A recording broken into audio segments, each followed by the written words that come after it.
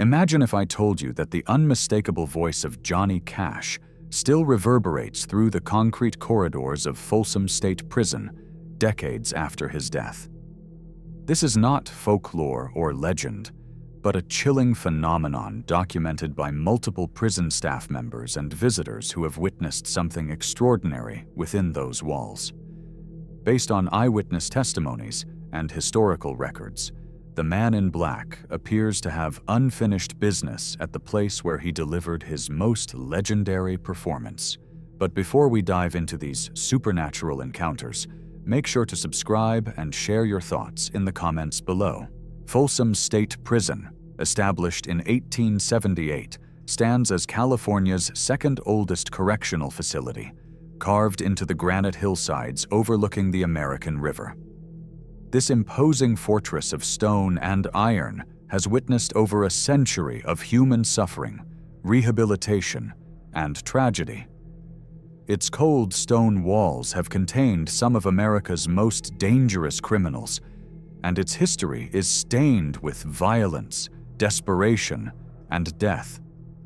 But one day in January 1968 would transform this place of punishment into an unexpected venue for musical history. Johnny Cash, born J.R. Cash in Kingsland, Arkansas in 1932, had built his career on understanding the downtrodden and forgotten.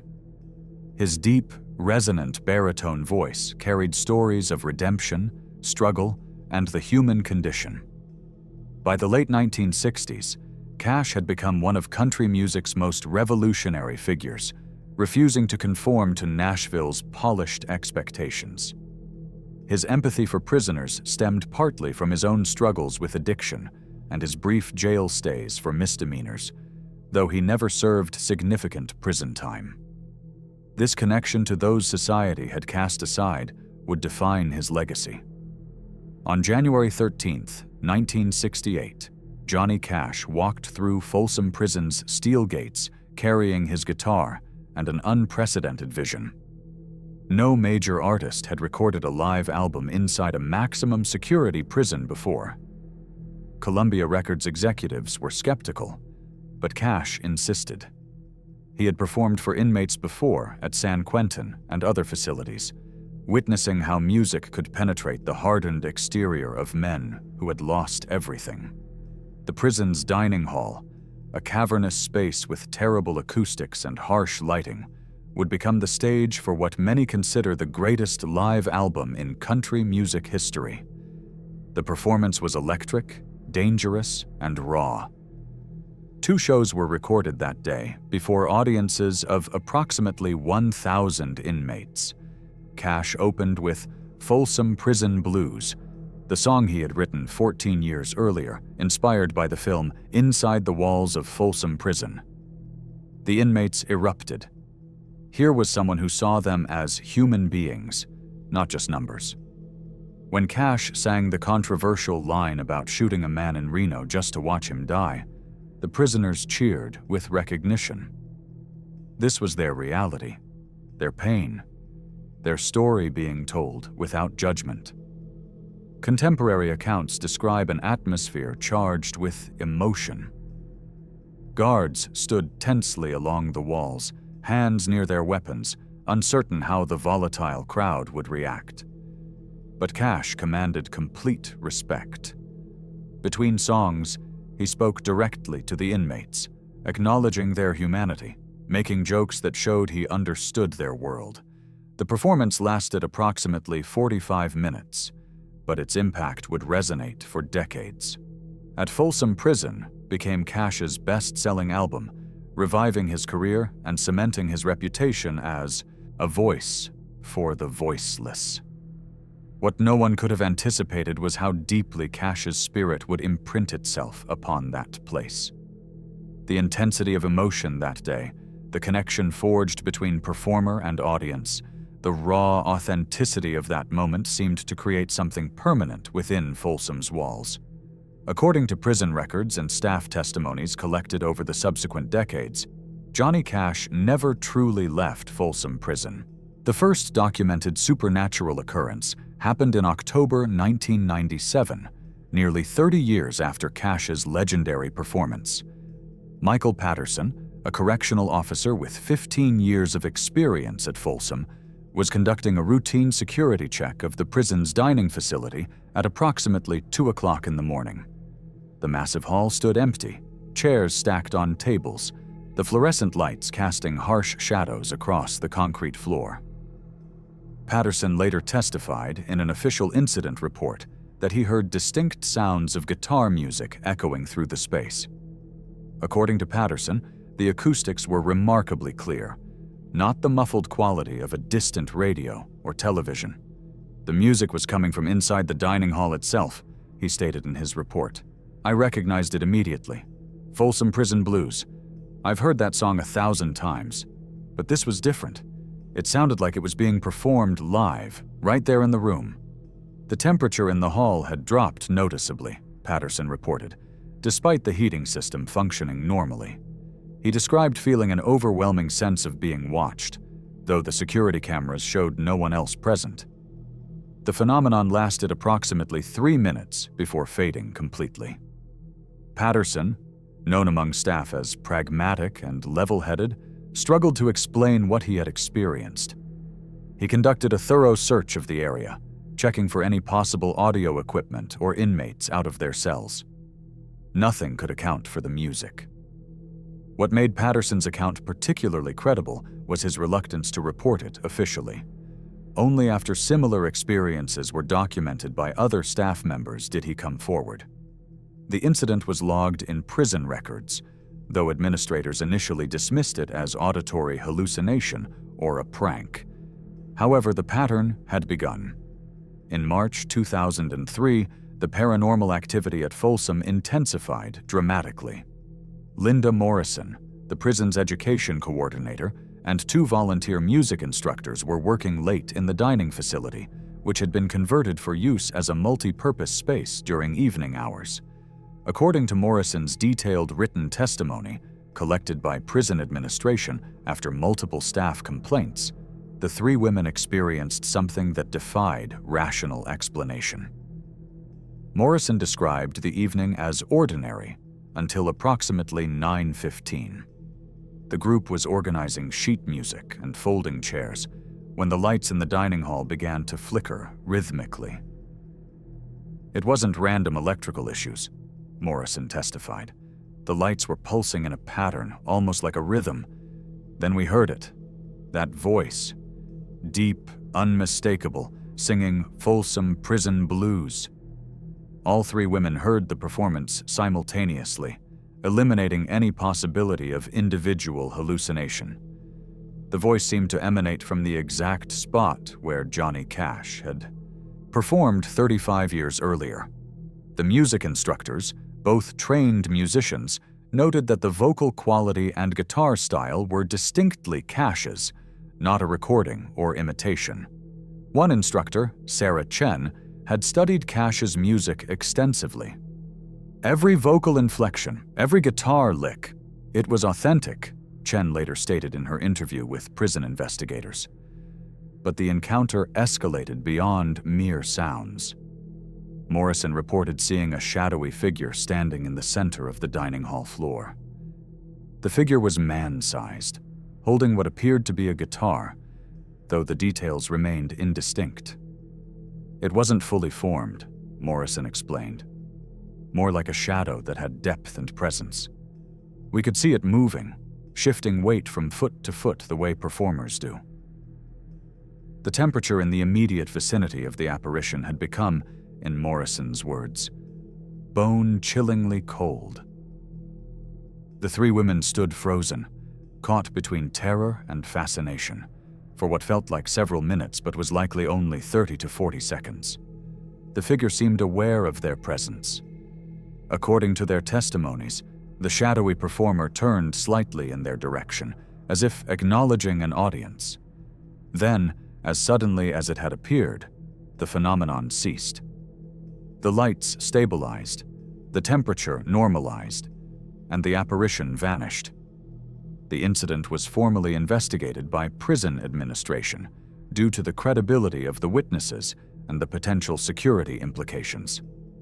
While no official explanation was provided, the dining facility was subsequently fitted with additional lighting and new security cameras. Interestingly, over the following years, these cameras would occasionally capture inexplicable audio anomalies during their recordings, brief snippets of what sounded like country music, always occurring late at night when the facility was empty. The most compelling and detailed supernatural encounter occurred in January 2008, exactly 40 years after Johnny Cash's historic performance. Robert Cavanaugh, a documentary filmmaker who had received special permission to film inside Folsom Prison for a project about Cash's legacy, experienced what he describes as the most profound moment of his career and his life. Cavanaugh had spent the day conducting interviews with elderly inmates who had been present at the original 1968 performance. As evening fell, he received permission to film B-roll footage in the dining facility with his small crew of 3, a camera operator, sound technician, and production assistant. According to Cavanaugh's exhaustive written account, provided to both prison officials and later published in paranormal research journals, what happened that night permanently changed his understanding of reality. The crew was setting up equipment around 8 o'clock in the evening, positioning lights to capture the stark atmosphere of the space. Cavanaugh stood in the center of the room, attempting to visualize how Cash might have stood 40 years earlier. The sound technician, Marcus Webb, was conducting audio tests when his equipment began registering sounds that shouldn't exist. "The levels were going crazy," Webb later testified. "We were picking up vocals and guitar, but there was no source. Nothing was playing. We checked every piece of equipment 3 times. Then," Cavanaugh reported, "the room's atmosphere fundamentally shifted. The air became heavy, difficult to breathe, as if the oxygen had been partially displaced. The temperature plummeted so dramatically that their breath became visible in the suddenly frigid air. We're talking about a drop of at least 30 degrees in maybe 10 seconds, Cavanaugh stated. That's not physically possible through normal means. What occurred next was witnessed by all 4 crew members, captured partially on their cameras before the equipment malfunctioned. A figure materialized approximately 15 feet from where Cavanaugh stood. Not a vague shadow or unclear shape, but a distinctly recognizable human form. The apparition appeared as Johnny Cash in his prime, dressed entirely in black, holding an acoustic guitar. The figure was not completely solid. Cavanaugh described it as translucent, like looking through heavily tinted glass, but the features were unmistakable. The manifestation was performing Folsom Prison blues. Cavanaugh could hear the music clearly now, not through any equipment but acoustically present in the room. The voice carried Cash's characteristic deep resonance. The guitar work matched his style precisely, and most remarkably, the figure moved and gestured exactly as Cash had during performances. He was recreating that moment from 40 years ago, Cavanaugh explained. The way he shifted his weight, the slight nod of his head keeping time, I had studied footage of that performance extensively. This was identical. The production assistant, Emily Martinez, stood closest to the apparition. She reported feeling an overwhelming wave of emotion. Sadness, defiance, hope, and determination all mixed together. It was like the feelings were being projected, Martinez testified. I started crying without knowing why. It wasn't scary anymore. It felt important, like we were witnessing something sacred. The performance continued for approximately 90 seconds. Then, the figure seemed to turn directly toward Cavanaugh, making deliberate eye contact. Cavanaugh described the eyes as impossibly deep, carrying decades of pain and compassion. The apparition appeared to nod slightly, a gesture of acknowledgement or perhaps approval.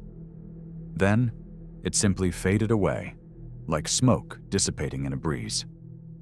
The temperature returned to normal within seconds, and the oppressive atmosphere lifted. The crew's video equipment had captured only fragments, strange light anomalies, unexplained audio spikes, and a brief few seconds of what appears to be a translucent figure, though the image quality is too poor for definitive identification. The sound recording, however, contained nearly 30 seconds of clear guitar music and vocals before the equipment failed. Audio forensics experts who later examined the recording could not identify any source for the sounds or explain how they appeared on the recording. Kavanaugh completed his documentary, which included discussion of the paranormal encounter. Prison officials, while not officially endorsing the supernatural interpretation, acknowledged that something unusual had occurred. The incident report filed that night remains in prison records, signed by all 4 witnesses and the supervising correctional officers who responded to their emergency call. In recent years, Folsom State Prison has quietly acknowledged its unusual reputation. Staff members, when speaking off the record, report ongoing paranormal phenomena concentrated in and around the dining facility where Cash performed. Night shift officers regularly report hearing distant music, particularly on January 13th, the anniversary of the original performance.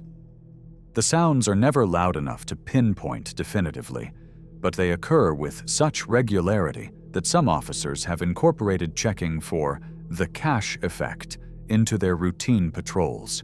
Prison tour guides who lead groups through Folsom's museum and certain approved areas have collected numerous accounts from visitors who report unusual experiences. Christina Moore, a senior tour guide since 2015, maintains a private log of these encounters. At least once a month, someone mentions hearing music in the dining area, Moore states. They describe feeling suddenly emotional or sensing a presence. Most don't know about the ghost stories when they first report these experiences. Modern paranormal investigation teams have requested permission to study the phenomena, though prison regulations limit such access. However, in 2018, a team of acoustics engineers from the University of California were permitted to conduct sound studies in the dining facility as part of a historical architecture project. Their report noted unexplained audio anomalies recorded on multiple occasions, including what their analysis described as vocal and guitar sounds consistent with 1960s-era country music performance. The engineers could not determine any natural source for these recordings.